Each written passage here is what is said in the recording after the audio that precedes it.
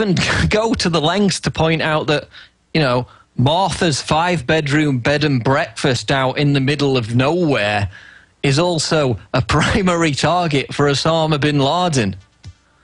You know, good old Martha's more likely to get struck by lightning than she is killed by a terrorist. Yet they come out with this ridiculous assertion that people's little B&Bs are going to get targeted by bin Laden, which is why Americans need to report on their neighbours. So the very foundation of it is a mass hoax. We'll be back after the break with Wayne Madsen to talk about Rahm Emanuel. It's the Alex Jones Show live. Stay tuned at prisonplanet.tv. We're on the march. The Empire's on the run. Alex Jones and the GCN Radio Network. Alex told you the government announced recently that the recession is over. It ended on June of 2009. The millions of Americans unable to find work might not agree. Perhaps the recession ended for the bankers and government employees, but for the rest of us, things seem to be getting worse. Gold and silver haven't heard the news either. They've begun their long-expected journey to the moon. In addition to converting your shrinking dollars into gold and silver, you should consider a food savings account from eFoods Direct. They both make fabulous investments. Food is our greatest dependency, and we know it will be more precious than any financial resource. You and your family need food to survive a crisis, and you can't eat paper, stocks, or metals. Alex has been urging you to invest in delicious, easy-fix meals to enjoy now or save for long-term. This will freeze the cost of your food while you can still afford it. Visit eFoodsDirect.com on the internet or call 800-409-5633. That's eFoodsDirect.com or 800-409-5633. A very wealthy U.S. citizen is predicting that in 2011, we will witness the most important day in America in more than 50 years. He says it will change everything about our lives. The way you shop, travel, invest, educate your children, and even how you take care of your health and your own family. Now, this man has made some outrageous predictions over the years. The crazy part is, he's usually right. You see, he predicted the collapse of GM, Fannie Mae, Freddie Mac, and America's biggest mall owner, General Growth Properties. In fact, Barron's called his work a dire prophecy. Recently, he created a video, which you can watch online for free, detailing his biggest and most important prediction yet. And it's a real eye-opener. I can't stress this enough. You should at least watch this free video online today. He explains everything you need to know, including simple steps you can take to protect yourself. You can find the video at www.endofamerica3.com. That's endofamerica, the number 3.com. Watch the free video at www.endofamerica3.com. That's endofamerica3.com. Folks, you've heard us talk about Home Gain before. Home Gain is now offering a special promo where you get up to $150 when you buy or sell a home with a Home Gain agent you find through their Find a Realtor program. Home Gain lets you compare realtors anonymously. It's easy. Go to homegain150.com to find and compare realtors anonymously. Enter promo code HOMEGAIN150 and receive up to $150 when you close a deal with a Home Gain agent. Share the Home Gain 150 promo code with your friends via Facebook, Twitter, text, and more. Look for Max, the Home Gain Gorilla, to find out more about how Home Gain is going to pay you. Visit HomeGain150.com today to enter your promo code and get paid for buying or selling a house. That's HomeGain150.com.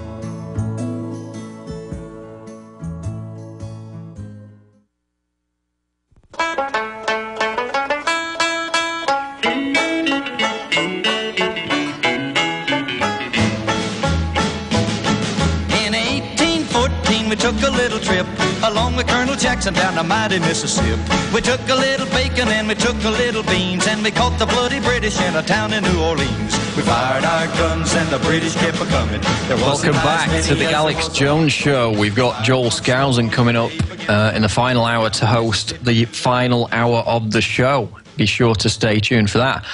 Now, we welcome one of our frequent contributors, and that is former US Navy vet. Of course, he worked with the NSA, and now investigative journalist Wayne Madsen, whose excellent reports you can read at WayneMadsenReport.com. Hello, Wayne. Welcome to the show today.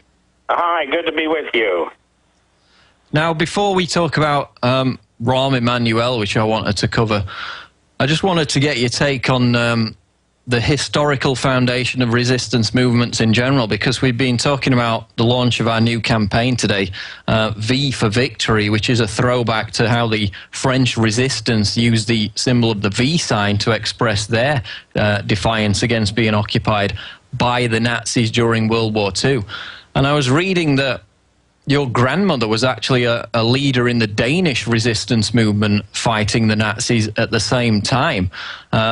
And now that America is heading the way of all tyrannical empires with this DHS announcement, you know, encouraging people to report on each other, I just wanted you to speak to the historical role of collective resistance movements from your knowledge concerning the involvement of your grandmother in the resistance against the Nazis.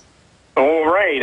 My grandmother, Victoria Madsen, she was a novelist and a journalist in Denmark. And after the Nazis invaded, of course, she went into the underground, the resistance movement, and actively attacked German troops inside the country. Also was very instrumental in getting about 7,000 Danish Jews and any other person, Jewish and otherwise, who the Gestapo was after, who could make it to Denmark.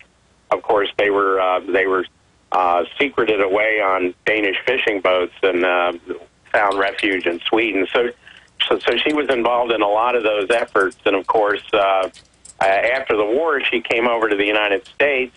She was very active in the labor movement. And in 1948, she wound up apparently on the FBI's list.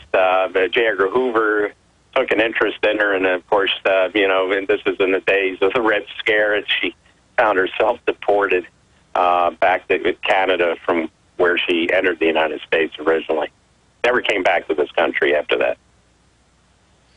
That's fascinating, given the context of what we're discussing today with the launch of this new V for Victory campaign.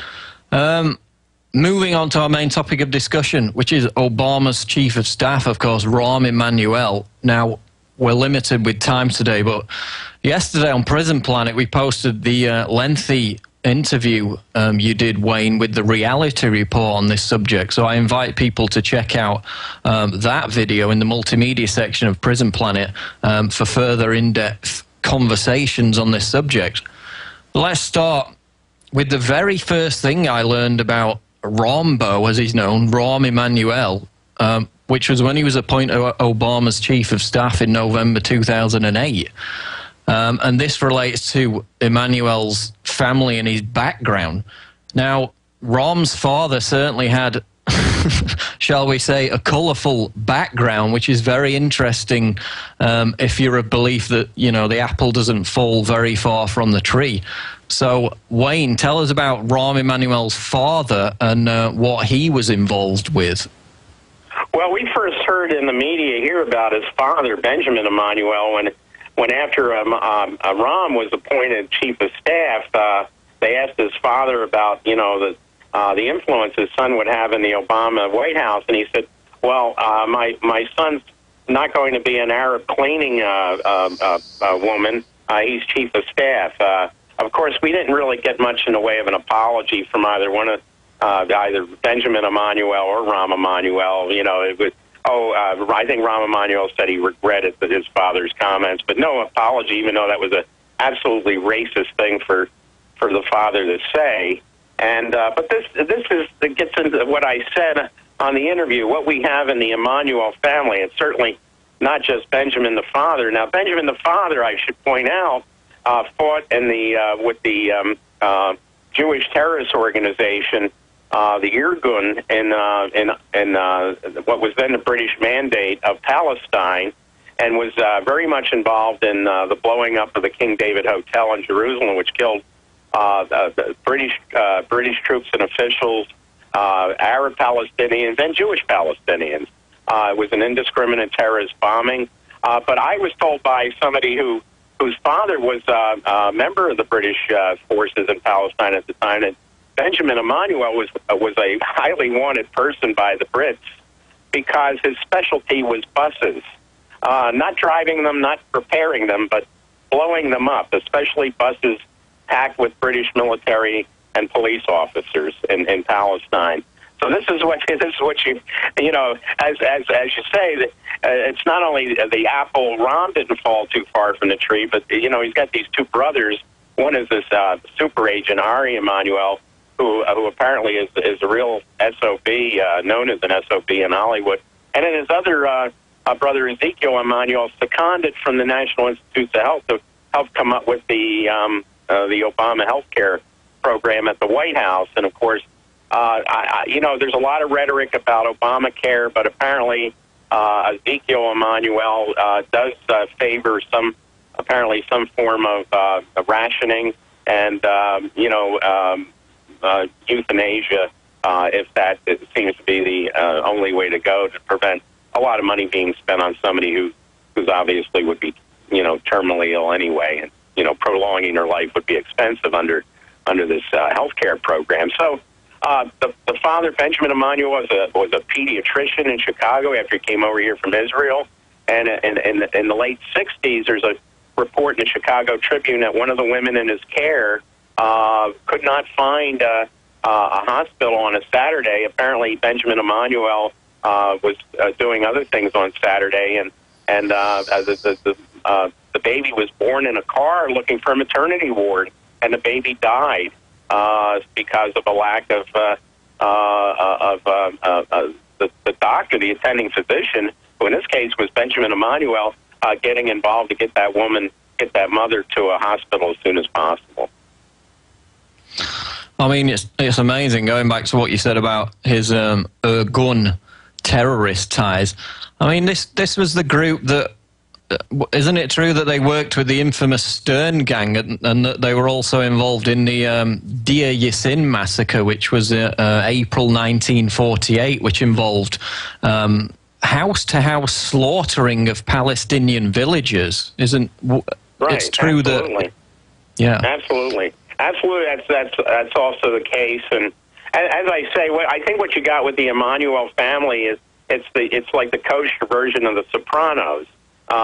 You know, I mean, these are and the reason I think we've seen one after another mayoral candidate drop out in Chicago is probably a lot of strong arming behind the scenes. And now, what are we left with in the field? We're left with former Senator Carol Moseley Braun, who really nobody really thinks. I mean, they would not want her either, really, as mayor of Chicago. A couple of Hispanic American candidates. And that's about it. And the people in Chicago say, wait a minute, most of the people in the city despise Rahm Emanuel. The only people who seem to support him are living in the suburbs. They can't vote anyway.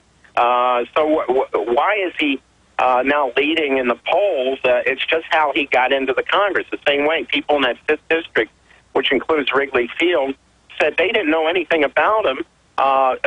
There's many Assyrian Christians up there from Iraq originally who actually thought, based on his last name, hey, he might be, you know, maybe he's an Assyrian Iraqi Christian, and they voted for him thinking he might have been kin, and it turns out he was quite the opposite. He served in the Israel Defense Force during the first Gulf War, for example, when, you know, our American men and women were going to Kuwait and Saudi Arabia and that part of the world to fight against Saddam Hussein. Rahm Emanuel thought it was more important to go join the IDF. I mean, I can't get over the irony, Wayne Madsen, of Rahm Emanuel being part of an administration, and indeed Emanuel himself, you know, pushing to become mayor of Chicago. An administration that tells Americans to inform on each other to stop terrorism, when Obama's right-hand man is the son of a terrorist who liked to blow up buses and hotels. I really can't get over the richness of that. But well, I mean, you're right. I mean, and it's not just. Look, I don't want to pin this. There's so many hypocrites. Look, the new chairman of the House Homeland Security Committee, Peter King from Long Island, was a supporter not just of the Irish Republican Army, but the provisional wing of the Irish Republican Army, the most violent wing of the Irish Republican Army, and he's now saying we ought to round up Muslims because they're potential terrorists. When this guy King himself, you know, if if it's Irish terrorism or Israeli terrorism.